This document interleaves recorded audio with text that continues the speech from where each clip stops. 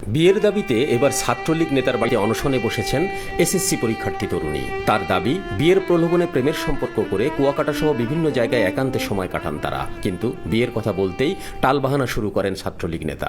বাধ্য হয়ে অনশনে বসেছেন তিনি। আজকে আমি এখানে আসছি, এখন আমি এখান থেকে বিয়ে না করে যাব না, আর যদি বিয়ে না করে আমি আত্মহত্যা করব। পটুয়াখালীর দুমকি জনতা কলেজের এসএসসি পরীক্ষার্থী তানজিমা রহমান অর্ণা একই কলেজের ডিগ্রি দ্বিতীয় বর্ষের ছাত্র ও দুমকি উপজেলা ছাত্রলীগের সাধারণ সম্পাদক রাকিব হোসেন। দুজনের সাথে 1 বছরের প্রেমের সম্পর্ক। রাকিব অর্ণাকে নিয়ে কুয়াকাটা সহ বিভিন্ন স্থানে ঘুরতে গিয়ে একান্তে সময় কাটান বলে দাবি করেন অর্ণা। ওনার সাথে আমার বিগত 1 বছরের সম্পর্ক, অবৈধ সম্পর্ক আছিল। সে আমাকে পটুয়াখালী তারপর বরিশাল, কুয়াকাটা বিভিন্ন জায়গায় নিয়ে অবৈধ সম্পর্ক করছে, আমার সাথে বিয়ের প্রত্যাশা দিয়েছে। দুমকি উপজেলা ছাত্রলীগের সাধারণ সম্পাদক রাকিব হোসেন মৃধার গ্রামের বাড়ি উত্তর শ্রীরামপুরে।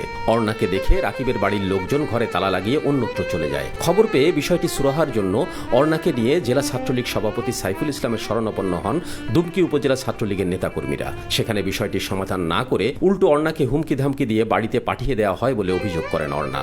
তারা ঘুরে ঘুরে আমার পাঠাই দিয়েছে। এখন আমি আমার গার্জিয়ানরে কি বলবো? আবার আসো, আবার ঘুরে চলে যাও, এটা বলবো আমার গার্জিয়ানরে? এখন আপনারা আনার ব্যবস্থা করেন, আমি আর পারবো না। আমার গার্জিয়ানরে বলছে, 3 বার বলছি।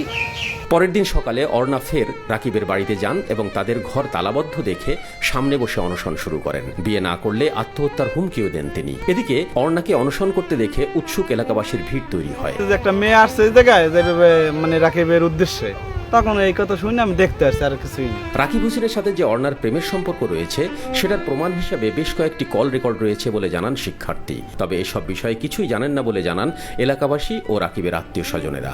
আমি দেখছি একটা মেয়ে ওই জায়গায় বসে রয়েছে, তারপর আমি আর এক জায়গায় আসলাম না। বৃষ্টির সময় আমি ওই দেশায় গেছি, আমার কম্বল রোদ দিছে, কম্বল আনতে।